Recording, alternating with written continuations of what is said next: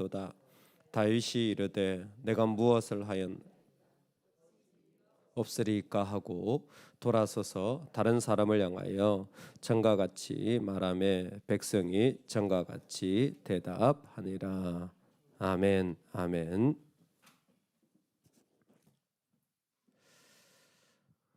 싸움, 섬김, 봉사, 수많은 이런 자리들에 나아가면 꼭 일어나는 상황이 오늘과 같은 상황인 것 같습니다.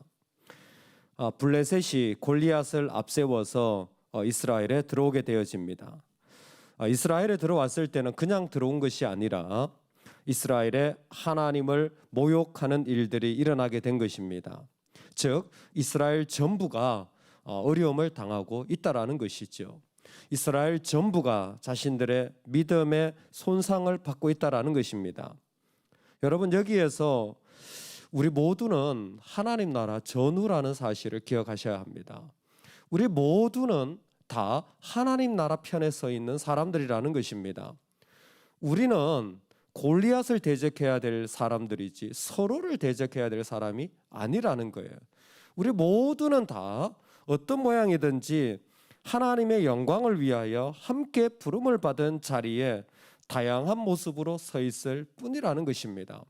조금 시각을 넓혀서 우리 교회 안에서 뿐만이 아니라 이 지역에 있는 교회들도 똑같습니다. 다 하나님의 교회들이에요. 이단들은 빼고 다 하나님의 교회. 열방은 어떻습니까? 예, 다 하나님의 사람들입니다. 똑같은 적용이 가능합니다. 다 골리앗을 대적하는 거예요. 근데 사실 열방에 가서는 골리앗을 대적을 잘해요. 가정에서는 잘 못하시더라고요. 가정에서는 오히려 더 같은 편이 돼야 되는데 오히려 그때마다 더 예민해지고 더 인간적인 생각이 많아지고 같은 편이라는 생각을 전혀 하지 못하는 거예요. 그 오죽하면 이름도 남의 편이라고 지었잖아요. 남편. 내 편이 아니야. 농담입니다만 같은 편이에요. 다윗은 이 일이 너무 가슴 아파요. 왜? 하나님의 나라가 무너지고 있으니까. 그런데 그때 엘리압이 그곳에 나타난 다윗을 향하여 기분이 결코 좋지 않은 것 같아요. 큰형 엘리압이 다윗이 사람들에게 하는 말을 들은지라 그가 다윗에게 노를 바라여 이르되 내가 어찌하여 이리로 내려왔느냐 들에 있는 양들을 누구에게 맡겼느냐. 아멘. 아멘. 엘리압이 그 집안의 장자로서 가정이 염려가 되고 그리고 또 전쟁의 위험한 상황을 간주했을지도 모릅니다. 여러 가지로 막내가 와서 그 정말 양이나 치던 애가 창 한번 연습해보지 않은 애가 와가지고 그저 그냥 파편이라도 하나 튀면 다치는 거 아닙니까? 아마 그런 염려가 되었을지 모릅니다. 그런데 그런 염려라고 말하기에는 그 다음 말들이 이어집니다. 나는 내 교만과 내 마음의 완악함을 아노니 내가 전쟁을 구경하러 왔도다. 네가 여기 온 건 네가 악하기 때문이라는 거예요. 네가 교만하기 때문이라는 거예요. 여기에서 자연스럽게 나오는 것이 무엇이냐면 하나님이 왜 우리한테 이런 봉사와 섬김과 믿음과 교회와 그리고 선교와 교육과 이런 일들을 우리한테 맡기시는지를 금방 알 수 있습니다. 왜요? 여러분, 우리가 다 믿음으로 하지 않아요. 우리가 얼마나 쉽게 감정적으로 대할 수 있는지를 보여주는 겁니다. 얼마나 쉽게 그 귀한 자리에서 순식간에 감정적으로 바뀌어질 수 있는 존재인지를 드러내 주시는 거예요. 이 엘리압이요, 동생을 염려하는 마음이 있었던 것도 사실일 수 있겠지만 하나님이 드러내시는 건 뭡니까? 지금 감정이 상했다라는 거예요. 동생을 향해서 감정이 상한 거예요. 아니, 다윗이 와서 보니까 상황이 골리앗이 이렇게 떵떵거리고 있는데 이스라엘 백성은 다 지지군 듯이 가만히 있는 거예요. 지금 이래서는 안 됩니다 라는 마음으로 그곳에 지금 얘기하고 있는 거 아닙니까? 근데 엘리압의 마음은 결코 작은 마음이 아닌 것 같아요. 그 감정이 녹아바라여라고 할 정도로 분노가 폭발한 겁니다. 즉 미움이 생긴 거예요. 그 안에 미움이 생긴 거예요. 우리 안에 믿음의 자리가 아닌 곳에 여러분 감정적인 인간의 자리가 잡을 수 있다는 것을 꼭 기억하시길 바랍니다. 감정적이 되면 같은 편이 못 돼요. 감정적이 되면요, 하나님 편 안에서 적군의 스파이가 생기는 거예요. 사단의 하수인이 되는 겁니다. 왜? 분노하는 것은, 미워하는 것은 절대 하나님의 방식이 아니거든요. 그건 절대 하나님 기뻐하는 게 아닙니다. 사단이 그렇게 세워놓은 거예요. 왜 이렇게 분노합니까?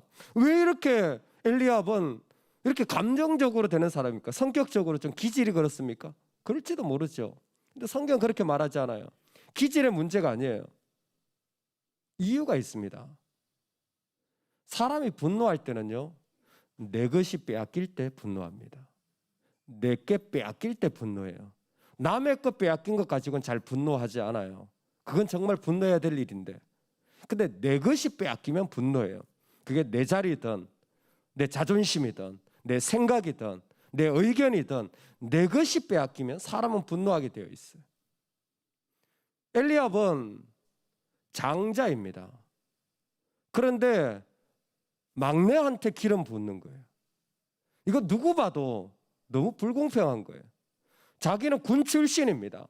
왕의 직무를 하기에 가장 적당한 조건을 가지고 있는 사람이 누가 봐도 그래요. 그런데 다 지나가서 마지막에 이 다윗에게 기름 붓는 모습을 보며 결코 엘리압의 마음은 편하지 않았던 것 같습니다. 놀랍게 빼앗긴 사람들은 가만히 있지 못하는 것 같아요. 자존심이 좀 짓밟히거나 내 계획이 좀 무너지거나 내 생각이 그 가운데 이루어지지 않은 자들은요, 결코 그냥 있지 못합니다. 누가 그랬습니까?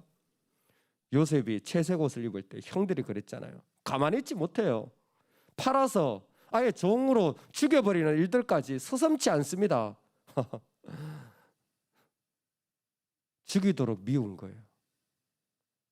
그리스도의 그 사랑으로 구원받은 자들의 마음속에 이 악한 일들이 생기기 시작한 겁니다. 여러분, 노에서 지나치지 마시기를 주의 이름으로 축원합니다. 노에서 넘어가지 마시기 바랍니다. 어쩔 수 없이 노할 때가 있어요. 어쩔 수 없이 안 될 때가 있습니다. 근데 거기에서 지나가는 것은 악한 거예요. 그거는 아무리 이유가 좋아도 악한 겁니다. 엘리압은 만약 동생이 걱정됐다면 너 여기 있지 마, 돌아가, 노라고 한마디 하면 됐어요. 그게 끝입니다. 근데 노에서 멈출 수가 없는 거예요. 왜? 빼앗긴 자, 내 것을 잃어버린 자들은요, 인간의 그 자존심과 욕심과 원망이 끌어오르는 거예요. 사단이 너무 잘하는 거예요. 그래서 믿음의 자리가 아니라 감정적인 자리로 다 바꿔버린 거예요. 답이 없어요. 유일한 답이 있다면 기회입니다. 어떤 기회? 내가 노라고 말하고 돌아서야 될 기회예요. 나머지는 하나님이 하시는 거예요. 나머지는 하나님이 하시는 거예요. 그렇다면 하나님이 왜 이런 이야기를 우리에게 주시는 겁니까? 왜냐하면 하나님 지금 왕을 만들어가고 계시는 거예요. 왕을 만들어가고 계시는 거예요. 우리를 만들어가고 계시는 거예요. 근데 우리를 만들기 제일 좋은 곳이 어디냐면 싸움 중이에요. 누군가 싸우고 정신없이 힘들고 바쁘고 너무 지칠 때, 정말 말도 안 되게 주눅들어 있을 때, 위축되어 있을 때, 그때 누가 조금이라도 건드리면요 폭발하는 거죠. 이스라엘 전체가 40일 동안 말 한마디 못하고 주눅들어 있는데 병사들의 심정은 오죽하겠습니까? 죽을 지경일 거예요. 병사들이 싸움을 못하고 있으니까 얼마나 쉽지 않겠습니까? 그런데 다윗이 그곳에 내려가는 것입니다. 다윗이 그곳에 내려가서 그 삶의 자리에 일으켜가는 것이 무엇입니까? 왕은요, 세상이나 감정적인 사람이나 상황의 자리에서도 하나님을 순종하는 사람이 되어야 되는 거예요. 왕은 나를 감정적으로 대하는 사람들 속에서도 하나님을 순종하는 사람이 되어야 돼요. 왕조차 감정적이 되면 그건 하나님 나라 망하는 길입니다. 근데 정말 살다 보면 감정적으로 대하는 사람들이 참 많죠. 그런 상황에서 왕은 뭐 해야 되냐면 하나님을 순종해야 돼요. 하나님을 순종한다는 게 뭔지 아세요? 하나님을 강하게 신뢰하는 거예요. 이 전쟁을 보면서도 강하게 하나님을 신뢰해야 되지만 내 형제들과의 관계에서도 하나님을 강하게 신뢰해야 돼요. 여러분, 오늘 하나님을 심하게 신뢰하실 수 있기를 소망합니다. 오늘 하나님을 강하게 신뢰하실 수 있기를 소망합니다. 그게 우리가 이 감정의 고를 지나는 이유입니다. 인간의 사회상에서 감정의 골이 없는 곳은 아무 데도 없습니다. 심지어 나 혼자 있어도 나 스스로에게 감정의 골이 생기는 게 인간이에요. 그게 우울증 아닙니까? 우리는 이 감정의 골이라는 것을 지나갈 수밖에 없는 사람이에요. 그런데 하나님은 우리를 그 속에서 왕 같은 제사장으로 우리를 부르신 거예요. 거룩한 하나님의 백성으로 부르신 겁니다. 여러분, 그 자리에서 그 사람을 어떻게 이기냐고요? 못 이긴다니까요. 감정적인 사람은 답이 안 나와요. 감정적인 사람은 감정적으로 대해서 답이 없습니다. 오직 한 가지예요. 믿음의 자리로 바꿔야 돼요. 누구를? 나를 하나님을 순종하는 자리로, 하나님을 확신하는 자리로 세워가는 것이 가장 소중한 믿음의 훈련입니다. 왕은 이 자리를 세워가야 돼요. 그래야 형한테 이렇게 감정적으로 대하지 않고 하나님을 순종하려는 자리로 갔을 때 나중에 사울이 잠자고 있을 때 창을 던져 죽일 수 있지만 감정적으로 대하지 않고 하나님의 뜻대로 순종하여서 기름 부음 받은 자를 내가 죽이지 않으리라, 해하지 않으리라라고 지나갈 수 있게 되어지는 거예요. 그랬을 때 하나님을 순종하는 자는 숭악한 사단이 엄란하게 만들어서 죄악을 짓는다고 할지라도 하나님께 순종하는 자로 세워지는 거예요. 충분히 내 힘 가지고 피하고 도망가고 덮을 수 있고 모른 척할 수 있지만 다윗은 그렇지 않습니다. 하나님 앞에 완전히 순종하는 길을 택하는 거예요. 자기가 완전히 망가지는데, 자기가 완전히 발가벗겨지는데, 자기가 평생토록 그 이름으로 놀림받을 텐데도 불구하고 아니요, 괜찮아요. 그건 상관없어요. 하나님을 순종하는 게 더 중요한 거예요. 저와 여러분도 그럴 수 있으면 좋겠습니다. 지금입니다.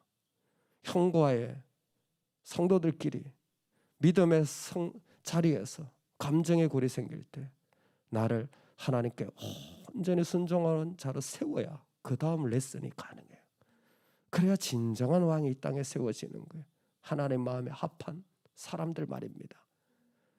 그래야 죄를 지어도 진짜 통회하고 엎드릴 줄 아는 자가 되는 거예요. 저와 여러분이 그 자리에 설 수 있기를 주의 이름으로 축원합니다. 아멘. 우리 같이 한번 기도하겠습니다.